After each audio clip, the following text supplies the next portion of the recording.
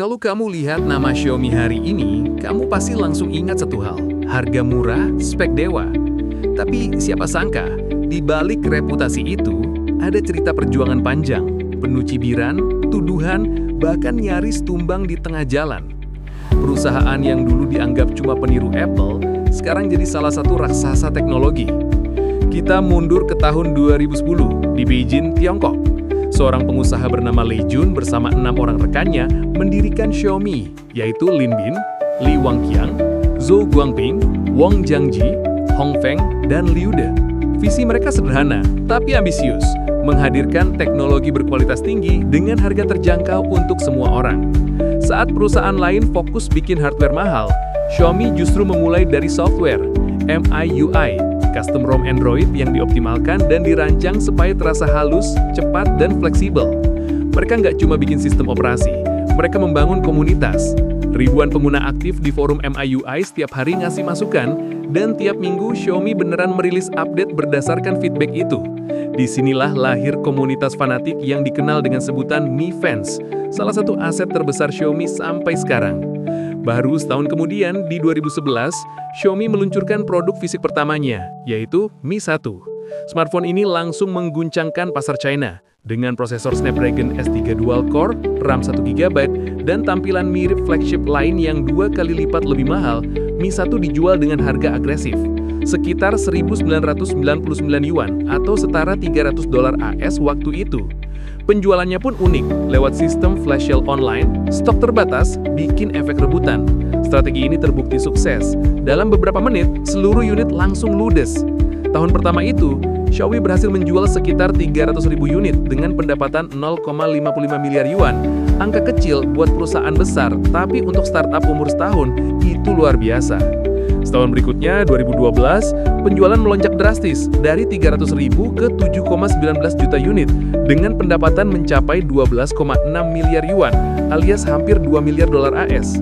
Pertumbuhan 24 kali lipat cuma dalam setahun. Ini awal dari lonjakan besar-besaran Xiaomi. Tahun 2013, penjualan kembali naik jadi 18,7 juta unit dan pendapatan setengah tahun pertama saja mencapai 13,27 miliar yuan. Xiaomi mulai merambah pasar internasional seperti Hong Kong, Taiwan, dan Singapura, lalu akhirnya masuk ke India dan Indonesia. Disinilah mereka mulai mengubah industri smartphone global lewat kombinasi harga miring tapi spek tinggi. Mereka juga meluncurkan sub-brand Redmi buat segmen kelas menengah dan entry level, strategi yang bikin kompetitor lain kelabakan. Tapi seiring popularitasnya, cibiran pun muncul. Banyak orang bilang Xiaomi itu meniru Apple, mulai dari desain Mi 3 yang minimalis, presentasi Lei Jun yang mirip Steve Jobs, sampai antarmuka MIUI yang waktu itu nyaris identik dengan iOS. Lei Jun menanggapinya santai. Katanya, kami terinspirasi oleh yang terbaik, tapi kami ingin jadi diri kami sendiri. Dan pelan-pelan, Xiaomi mulai ngebentuk identitasnya. Antara 2015 dan 2017, Xiaomi sempat jatuh. Penjualannya turun drastis, disalip Oppo dan Vivo yang waktu itu gencar buka toko offline di seluruh China. Xiaomi terlalu fokus ke online sales, sementara masyarakat mulai lebih suka beli langsung. Tapi, Lei Jun nggak tinggal diam. Ia merombak total strategi distribusi, memperkenalkan konsep New Retail, gabungan antara toko fisik dan digital lewat Mi Home Store. Strategi ini berhasil, Xiaomi balik naik, dan pada 2018, mereka resmi go public lewat IPO di Bursa Hong Kong dengan valuasi lebih dari 54 miliar dolar AS. Sejak itu, Xiaomi nggak lagi cuma dikenal sebagai pembuat smartphone.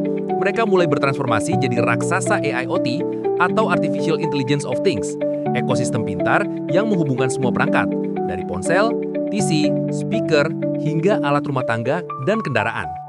Xiaomi berinvestasi di lebih dari 600 startup. Banyak diantaranya jadi pilar dalam ekosistem Xiaomi Smart Life.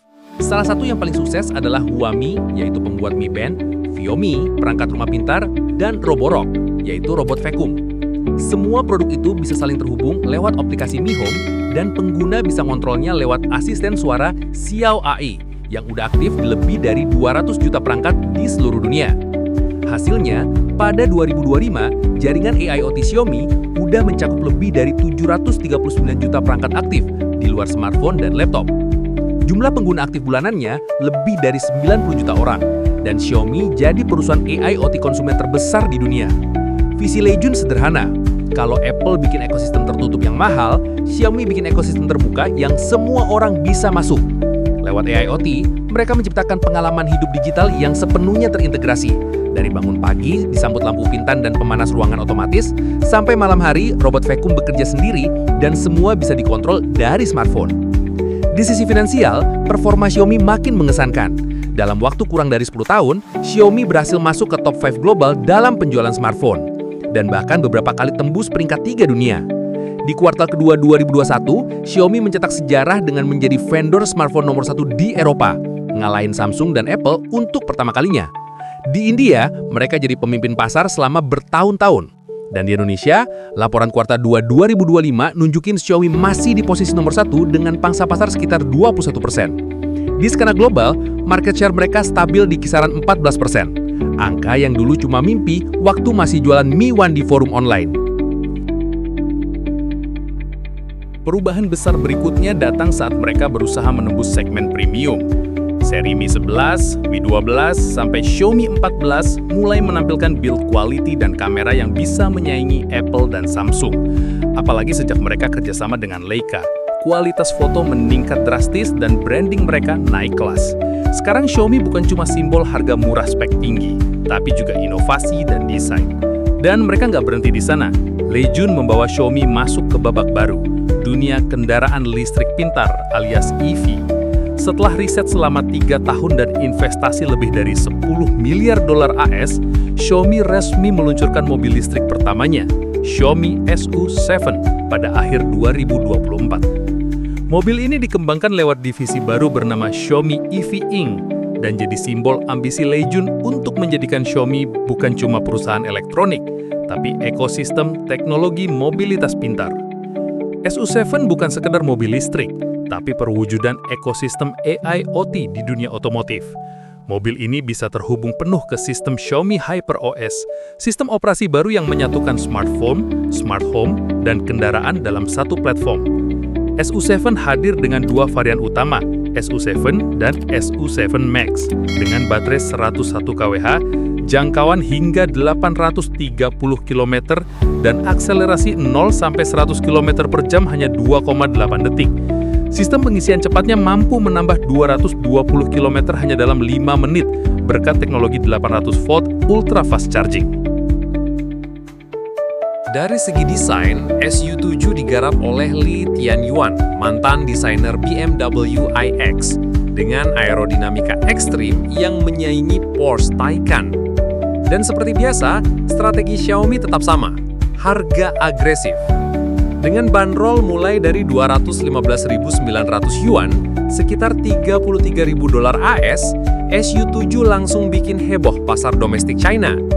Dalam 24 jam pertama, lebih dari 88.000 unit dipesan.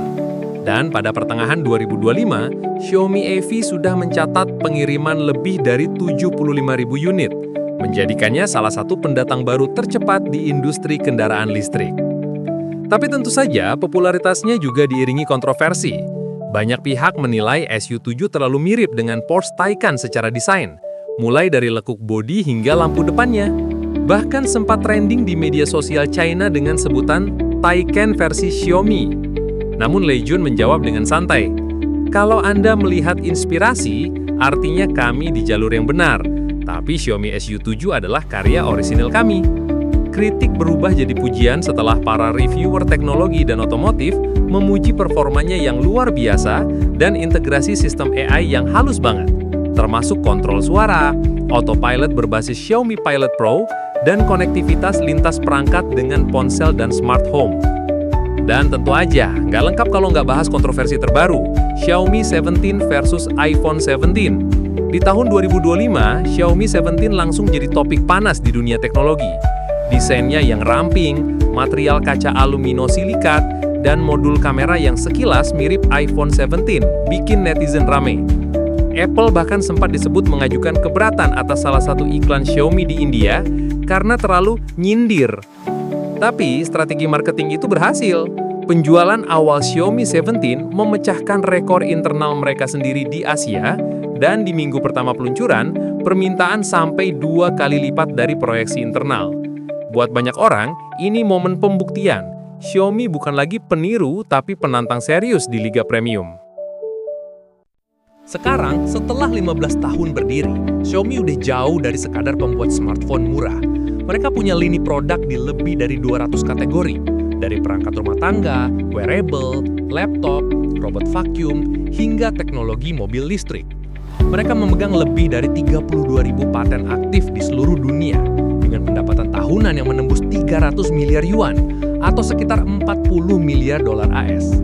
Dari awalnya dicibir, sekarang Xiaomi adalah ikon inovasi. Perusahaan yang berani melawan arus, ngasih teknologi canggih dengan harga yang bisa dijangkau semua orang. Dan kalau melihat langkah Lei Jun yang makin agresif, dari AIoT terbesar di dunia sampai mobil listrik yang siap menantang Tesla, rasanya perjalanan Xiaomi belum selesai. Karena kalau sejarahnya aja seepik ini, bab berikutnya mungkin bakal jadi yang paling gila. Gimana menurut kamu? Apalagi gebrakan yang bakal dibuat oleh Xiaomi? Juga tulis di kolom komentar pendapatmu. Kalau kamu pengen terus dapetin cerita-cerita menarik soal dunia teknologi, jangan lupa subscribe, like, dan aktifin loncengnya biar kamu selalu update bareng kita di Next Gen Indonesia.